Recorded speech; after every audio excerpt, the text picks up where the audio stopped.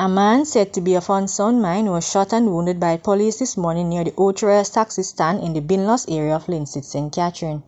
Sources said the civilian had a machete in a threatening manner and ignored police appeals for him to put it down. He had been removed from the scene. Investigators from the Independent Commission of Investigation, which probes allegations made against agents of the state, were still at the location at publication time. A popular Linstead St. Catherine pharmacy operator who was shot and injured on Saturday succumbed to his injuries in hospital on Sunday. The attack and subsequent killing of 47-year-old Desmond White from Jericho district in the parish has sent shockwaves through the Linstead community. The police said they have not yet established a motive for the attack nor identified any suspects. The Linstead police have reported that around 7:30 p.m. White was driving a grey Honda Fit motor car along the Jericho Main Road. Upon reaching the vicinity of the Jericho Bridge, he was pounced upon by a gunman who opened gunfire, hitting him multiple times.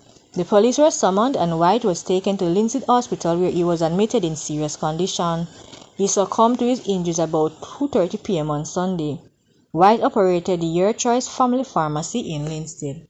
A man accused of pointing a gun through the window of a home and ordering the householder to open the door has been slapped with several charges resulting from the incident. Logan Taylor, also known as Duppy Dolly, a 36-year-old laborer from Stony Hill in Louis St. Anne, was arrested after he was reportedly shot by his cronies a few days after the attempted hold-up. Taylor has been charged with attempted burglary, assault at common law, possession of a prohibited weapon, and using a prohibited weapon to commit a felony. The alleged hold-up reportedly occurred in Bottom Chester district in St. Anne. No court date had been given for the accused. It is reported that around 12:45 a.m. on May 25, 2023, a man armed with a handgun went to a house in Bottom Chester and attempted to kick off the householder's door to get in. When this did not work, the man went to a window, pointed the firearm at the householder and ordered him to open his door. The householder made an alarm and the would-be burglar ran from the premises.